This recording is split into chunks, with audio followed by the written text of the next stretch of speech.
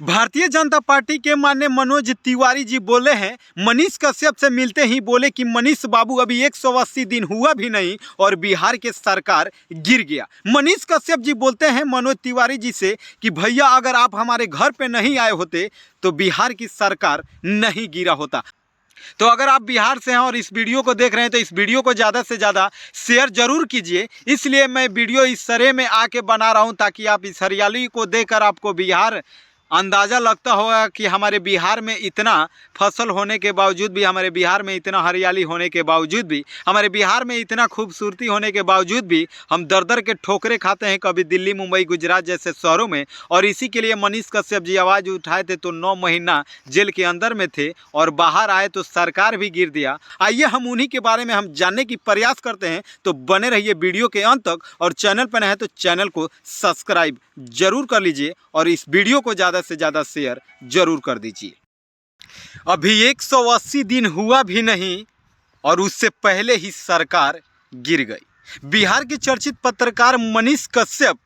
Jail में जाने से पहले ही बोल दिए थे कि तेजस्वी यादव, मैं चर्रा चोर का बेटा नहीं हूँ, मैं एक आर्मी का बेटा हूँ और मैं जेल गया तो जेल से आते ही 180 दिन के अंदर में ही सरकार गिरा दूंगा। भारतीय जनता पार्टी के माने सांसद और भोजपुरी इंडस्ट्रीज के सुपर स्टार मनोज तिवारी जी से मिले मनीष कश्यप जी, और मनीष कश्यप जी मनोज तिवारी के जन्मदिन पे बधाई देते हुए बोले कि भैया अगर आप हमारे घर पे नहीं आए होते तो सरकार नहीं गिरा होता। वहीं पे भारतीय जनता पार्टी के माने सांसद मनोज तिवारी जी बोलते हैं कि मनीष बाबू,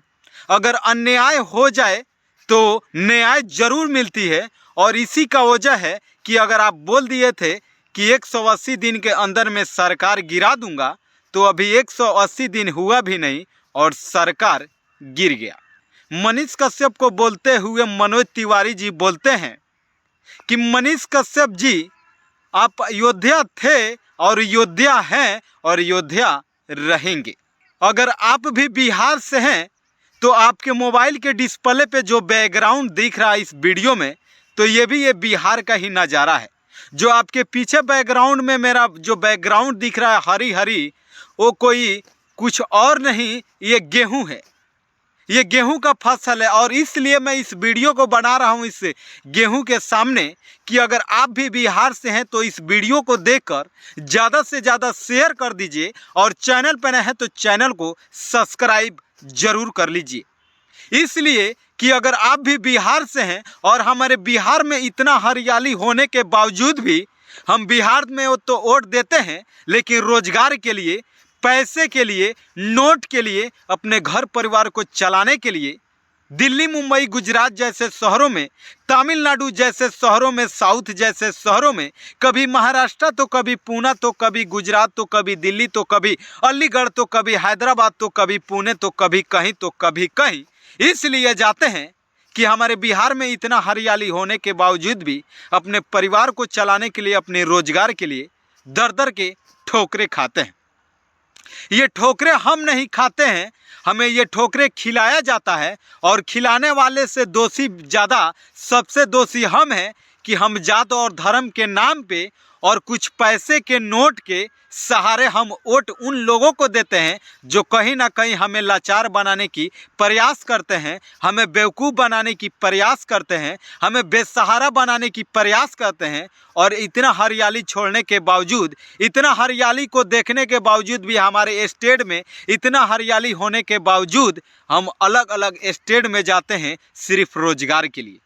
तो सबसे बड़ा जिम्मेवार हम ही है। और आप जो देख रहे हैं तो आपके इस वीडियो देखने से आपके भी शरीर की रोंगटे खड़े हो जाएंगे ये बातें को सुनकर कि ये मनीष कश्यप जी के बारे में हम इसलिए बातें करता हूं बराबर, और बहुत सारे लोगों हमें भला बुरा बोलते हैं कि मनीष कश्यप के ही बारे में क्यों बोलते हो। तो मैं इसलिए बोलता हूं कि आपके जो सामने मोबाइल के डिस्प्ले पे जो हमारे पीछे जो बैकग्राउंड आपके हरियाली देख रहा है, आपके बिहार में, हमारे बिहार में इतनी हरियाली होने के बावजूद भी, इतना फसल होने के बावजूद भी हम दर दर के ठोकरे खाते हैं। इन्हीं बिहारियों मजदूरों के लिए आवाज़ उठाने के लिए मनीष कश्यप जी बिहार के लिए तमिलनाडु में जो कांड हुआ था जो बिहारियों के साथ अन्याय हुआ था, उन्हीं अन्याय को लिए मनीष कश्यप जी गए थे तमिलनाडु जैसे शहरों में और यहाँ बिहारी मजदूरों के लिए आवाज़ उठाए थे। और वहीं आवाज़ की वजह से मनीष कश्यप जी के ऊपर एनएसए लग गया था, उनके ऊपर कार्रवाई हो गया था।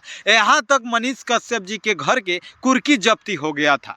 और मनीष कश्यप जी पहले ही बोल दिए थे जेल में जाने से पहले कि अगर हमारा जेल हुआ, अगर हम गिरफ्तार हुए तेजस्वी यादव, तो हम 180 दिन के ही अंदर में सरकार गिरा देंगे। तो मनीष कश्यप जी को जेल में 9 महीना से आने के बाद अभी 80 दिन भी नहीं हुआ और सरकार गिर गया। भारतीय जनता पार्टी के माने सांसद मनोज तिवारी जी और भोजपुरी इंडस्ट्रीज के सबसे सुपर स्टार मनोज तिवारी जी मनीष कश्यप जी से मिले और बताए कि आप योद्धा थे और योद्धा हैं और योद्धा रहेंगे। और आप मनीष कश्यप बाबू बोले थे कि 180 दिन के अंदर में सरकार गिरा देंगे और अभी 80 दिन भी नहीं हुआ और सरकार गिर गया।